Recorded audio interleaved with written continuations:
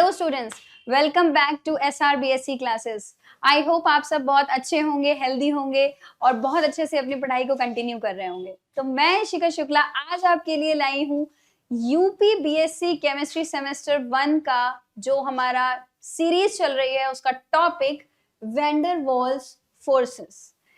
जैसा कि आप सब जानते हैं कि हमने सेमेस्टर 1 की सीरीज को स्टार्ट किया है और उसमें दो या तीन टॉपिक्स को लगभग कवर अप किया है, जिसमें रेजोनेंस है, रेजोनेंस एनर्जी है और साथ में है फॉर्मल चार्ज। ठीक है, तो वैन डर वाल फोर्सेस जो है वो हमारा नेक्स्ट टॉपिक है। आने वाले और भी टॉपिक्स बहुत ही ज्यादा अच्छे हैं, इंटरेस्टिंग है, आपको बहुत अच्छे लगेंगे पढ़ने में। अगर आपको मजा आता है सब्जेक्ट को, अगर आप एंजॉय करते हैं तो फिर आपको बहुत अच्छा लगेगा पढ़ने में।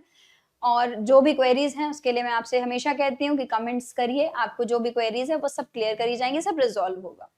चलिए शुरू करते हैं वैन डर वाल फोर्सेस।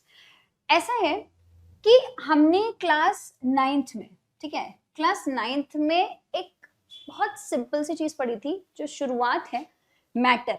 क्या है ये मैटर? मैटर वो है जो आसपास जिसने स्पेस ऑक्यूपाई कर रखा है। ठीक है, फिर हमने पढ़ा कि मैटर की प्रॉपर्टीज होती हैं, तो उसमें एक प्रॉपर्टी आपको याद होगी, particles of matter attract each other. Matter के जो पार्टिकल्स हैं वो एक दूसरे को अट्रैक्ट करते हैं, उस पर अट्रैक्शन फोर्स लगता है। ठीक है, वो अट्रैक्शन फोर्स जरूरी नहीं है कि जब एटम्स पास पास रखे हो, मतलब मैटर जो सब्सटेंसेस है वो पास पास रखी हो तभी हो, वो अट्रैक्टिव फोर्स कभी भी लग सकता है। और ये अट्रैक्टिव फोर्स हमारे नेचर में लग रहा है, हर एक चीज एक दूसरी चीज को अट्रैक्ट कर रही है। ठीक है, तो इस तरीके से अगर हमारे पास कोई भी एक जगह पे गैस के मॉलिक्यूल्स हैं, ठीक है, गैस के मॉलिक्यूल्स तो आप जानते हैं N2, O2, F2, CO2 कुछ भी हो सकता है, उसके बीच में कुछ तो इंटरेक्शन होता है। ये गैस का मॉलिक्यूल है, ये गैस का मॉलिक्यूल है, बहुत दूर दूर है, ठीक है, बिल्कुल दूर दूर रहते हैं और एक कंटेनर को फुल्ली ऑक्यूपाई कर लेते हैं, लेकिन फिर भी इन दोनों के बीच में कोई फोर्स ऑफ अट्रैक्शन होता है, बहुत वीक होता है, बहुत ही वीक होता है, लेकिन फिर भी होता है। उस फोर्स को, ठीक है, क्या कहते हैं? Van der Waals forces. अब बात समझ में आई? एक ऐसा फोर्स जो दिख नहीं रहा है, वैसे फोर्स ऐसे कोई दिख भी नहीं रहा है, एक ऐसा फोर्स जो बहुत वीक है, जिसका कोई मैग्नीट्यूड भी हम कहेंगे नहीं है, लेकिन फिर भी वो लग रहा है, that is van der Waals force. Forces of attraction exist between neutral molecules as well. The magnitude of these forces is maximum in case of solids, decreases on passing from solid to liquid and from liquid to gaseous state. वो force of attraction जो कि neutral molecule के बीच में लग रहा है, neutral molecule का मतलब जिसपे कोई चार्ज नहीं, भाई चार्ज होता तो भी, मैंने कहा ना, दो सब्सटेंसेस के बीच में अगर कुछ अट्रैक्शन हो रहा है तो उसमें वैन डर वाल फोर्स है। और भी बहुत सारे फोर्सेस होते हैं जो लग रहे हैं, बहुत सारे फोर्सेस होते हैं, लेकिन एक हम आज एक उस टॉपिक की बात कर रहे हैं जहां पर न्यूट्रल हो, आयनिक हो, कुछ भी हो, उनके बीच में कोई एक फोर्स लग रहा है। ठीक है, तो वो होता है van der Waals force. Solid में भाई एटम्स बहुत पास पास में होते हैं तो सबसे ज्यादा होगा, लिक्विड में एटम थोड़े थोड़े दूर दूर हो जाते, थोड़ा कम हो जाएगा, गैसेस में और कम हो जाएगा, इसीलिए तो कहते हैं van der Waals forces are weak forces. अब the forces existing between the molecules of a substance are known as intermolecular forces. Molecule के बीच में जो फोर्स लग रहा है उसको इंटरमोलिक्यूलर फोर्सेस कहते हैं, और उसी फोर्स का पार्ट है van der Waals forces. These are also known as van der Waals forces. ठीक है, मॉलिक्यूल्स के बीच में जो भी फोर्स ऑफ अट्रैक्शन लग रहा है, दो चीजों के बीच में फोर्स लग रहा है तो इंटरमोलिक्यूलर हो गया ना, उसी को वैन डर वाल फोर्स कहते हैं। Dipole dipole interaction. अब ये जो वैन डर वाल फोर्सेस है ना, ये कितना, मतलब कहाँ कहाँ इनका इंटरेक्शन हो रहा है, कहाँ कहाँ पे ये लग सकते हैं, हम उसके बारे में पढ़ेंगे। Dipole dipole interaction. In case of polar molecules which have permanent dipoles, the van der Waal forces mainly due to electrical interaction between the dipoles known as dipole-dipole interaction. कहने का मतलब बेटा ये है कि कई बार आपको पोलर मॉलिक्यूल्स मिलेंगे। पोलर मॉलिक्यूल्स का मतलब क्या? अगर एक एटम A किसी B एटम से बॉन्डेड है, ओके, अगर एक एटम A मैं कहूंगी B एटम से बॉन्डेड है बेटा, तो ये एटम और इसके बीच में एक तो पहले एक पोल, मतलब ये हो सकता है हाईली पॉजिटिव है, ये नेगेटिव है। सबसे अच्छा एग्जांपल इसका आप HCl ले लो, NaCl ले लो, बहुत अच्छे से, बहुत पोलर मॉलिक्यूल है। क्यों? हाइड्रोजन बहुत पॉजिटिव है, क्लोरीन बहुत नेगेटिव है, Na बहुत पॉजिटिव है, क्लोरीन बहुत नेगेटिव है। तो इसमें परमानेंट डाइपोल ऑलरेडी बना हुआ है, पोलर मॉलिक्यूल है। लेकिन इस मॉलिक्यूल के बीच में भी, तो यहाँ पे क्या होता है, जैसे मान लीजिए NaCl है और ये भी NaCl है, इसके बीच में तो कोई फोर्स लग रहा होगा ना। ये भी डाइपोल है, पोलर मॉलिक्यूल, ये भी डाइपोल है, पोलर मॉलिक्यूल। इन दोनों के बीच में जो फोर्स है, जो कोई बॉन्ड नहीं है, जो दिख नहीं रहा है, वो क्या है? फोर्स ऑफ अट्रैक्शन, जिसको हम इंटरमॉलिक्यूलर फोर्स बोलते थे बचपन में। जी हाँ, बचपन में 9th क्लास में। ठीक है, तो ये होता है हमारा डाइपोल डाइपोल इंटरैक्शन। इसका एक और पार्ट भी है, और भी बहुत सारे पार्ट है। इसमें हमारा दूसरा पार्ट है आयन डाइपोल इंटरैक्शन। अच्छा हाँ, इस वाले टॉपिक में आपको कुछ एग्जाम्पल भी दिए हैं, जैसे अमोनिया है, सल्फर डाइऑक्साइड है, हाइड्रोजन फ्लोराइड है। हाइड्रोजन क्लोराइड का तो मैंने एग्जाम्पल ही ले लिया, जिनके पास डाइपोल्स हैं, परमानेंट डाइपोल हैं, लेकिन फिर भी उनके बीच में फोर्स लग रहा है, उसी को हम बोलते हैं, ठीक है, van der Waals force. Ion dipole interaction. अब ये आयन डाइपोल इंटरेक्शन क्या है? बहुत सिंपल है। अगर कोई एक आयन है, पॉजिटिव नेगेटिव कुछ भी, और इधर की तरफ कोई मॉलिक्यूल है एक्स एक्स एक्स करके, कोई भी मॉलिक्यूल है, ठीक है, एक्स वाई कोई भी मॉलिक्यूल है बेटा, तो इस वाले एनायन से मान लो, और इधर NaCl है, तो इसमें पॉजिटिव चार्ज होगा, तो इनके बीच में या इस Cl का किसी पॉजिटिव के साथ में कहीं ना कहीं कोई इंटरेक्शन है। तो एक आयन और एक बने हुए डाइपोल के बीच में कुछ इंटरेक्शन है, उसको बोलते हैं ion dipole interaction. Simple. Ionic solid is dissolved with some energy is needed to overcome the force of interionic attraction. If water is a solvent, अगर पानी solvent है, this energy is supplied by the interaction between the water molecules with the ions. सीधी बात है, अगर पानी में किसी चीज को हम डिसॉल्व करेंगे तो उसको डिसॉल्व होने के लिए कुछ एनर्जी चाहिए होगी, ठीक है, कुछ तो एनर्जी चाहिए होगी उसको तोड़ने के लिए, कुछ एनर्जी चाहिए होगी आयंस में कन्वर्ट करने के लिए।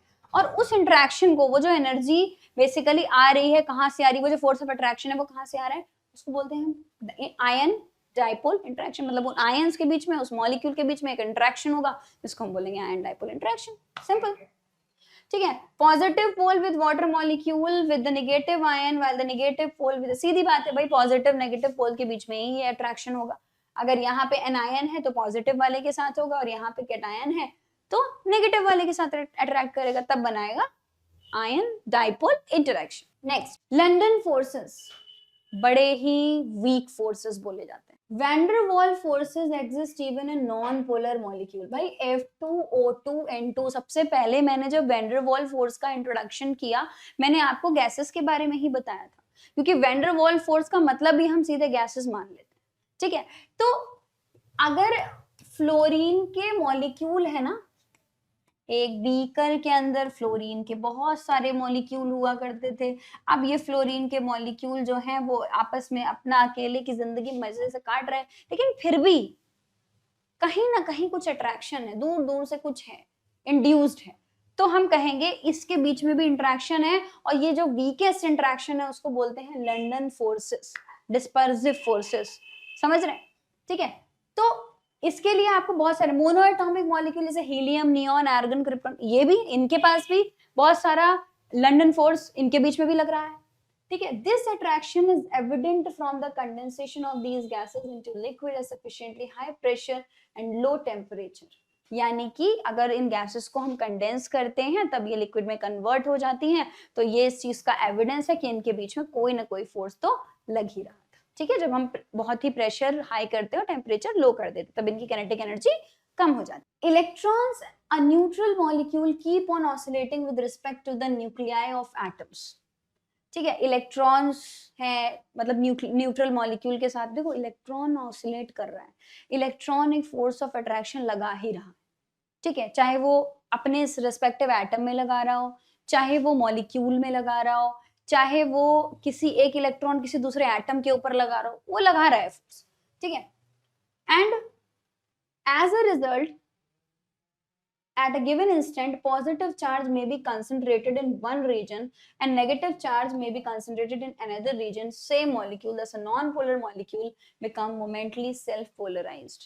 सीधी बात जो इसमें कह रहे हैं हम, लंडन फोर्सेस के अंदर ही हम ये बात कह रहे हैं, फ्लोरीन एटम के साथ बॉन्डेड था, इसके इलेक्ट्रॉन हैं आपस में, ठीक है, आपस में बढ़िया सा बॉन्ड बना के रखा हुआ है। कहीं पर इस मॉलिक्यूल में कहीं पर तो ऐसा होगा कि निगेटिव चार्ज और कहीं पर तो ऐसा होगा कि पॉजिटिव चार्ज हो, मतलब कहीं पर तो कंसंट्रेटेड होगा नेगेटिव चार्ज, कहीं पर तो कंसंट्रेटेड होगा पॉजिटिव चार्ज, जिसकी वजह से ये थोड़ा सा पोलर हो जाता है। पोल्स क्या है? पोल्स का मतलब है कि जहां पर पॉजिटिव नेगेटिव साइड्स हो।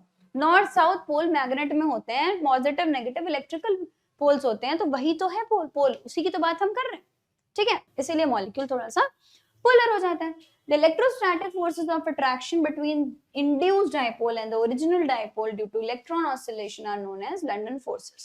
मतलब यही बात जो मैंने आपको बताई कि अगर कभी भी कोई मॉलिक्यूल जो कि बिल्कुल न्यूट्रल है और पास वाले किसी एटम के इन्फ्लुएंस में आके, है ना, ये वाला जो बेटा मॉलिक्यूल था बड़ा सीधा सा था, ये कोई बिगड़ा हुआ है कोई, और इसने आके इसकी बातों में आके ये थोड़ा सा बिगड़ गया, है ना, तो ये थोड़ा सा ये जो बिगड़ा है ना उसको इंड्यूस्ड डाइपोल हम बोले। इसकी संगत में आके थोड़ा सा डाइपोल इसके ऊपर आ गया और इस वाले इंटरेक्शन को हमने क्या कह दिया?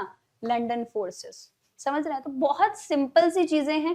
अब जो हमारा टॉपिक है वैन डर वाल्स फोर्सेस, कुछ तो फैक्टर्स होंगे जो डिटरमाइन कर रहे होंगे वैन डर वाल्स फोर्सेस को, है ना, तो वो बड़े सिंपल से टॉपिक्स हैं, मतलब सिंपल से फैक्टर्स हैं। पहला कह रहा है कि van der Waals forces depend largely on the following. the number of electrons present in a molecule, van der Waals forces increase with the increase in number of electron। Simple सी बात है, number of electron जितना बढ़ेगा उतना ही dipole भी बढ़ जाएगा, उतना ही उसको इलेक्ट्रोनिगेटिविटी बढ़ेगी, इलेक्ट्रॉन को अपनी तरफ खींचने की टेंडेंसी बढ़ जाएगी, तो उसी हिसाब से वैन डर वाल्स फोर्सेस भी बढ़ जाएंगे। और बेटा देखो सिंपल कनेक्टिविटी है, इलेक्ट्रॉन बढ़ता है, पोलैरिटी बढ़ती है, मॉलिक्यूल और भी ज्यादा बल्की हो जाता है, ठीक है, जिसकी वजह से उसका बॉइलिंग पॉइंट भी बढ़ जाता है। मतलब जितना फोर्स ऑफ अट्रैक्शन जितने अच्छे से जुड़े हैं उतनी मुश्किल से टूटेंगे, यही तो होते हैं बॉन्ड्स, ठीक है। और दूसरा है molecular size, larger the molecular size and the stronger the van der Waals forces. जितना बड़ा साइज मॉलिक्यूल का होगा उतना ही स्पेस एटम्स को शेयर करने के लिए मिलेगा और इसीलिए उतना ही स्टेबल मॉलिक्यूल रहेगा। जैसे हम CH4 की बात करें तो नंबर ऑफ इलेक्ट्रॉन आते हैं 10, इसका बॉइलिंग पॉइंट है 112। SiH4 की बात करें तो नंबर ऑफ इलेक्ट्रॉन टोटल आते हैं 18।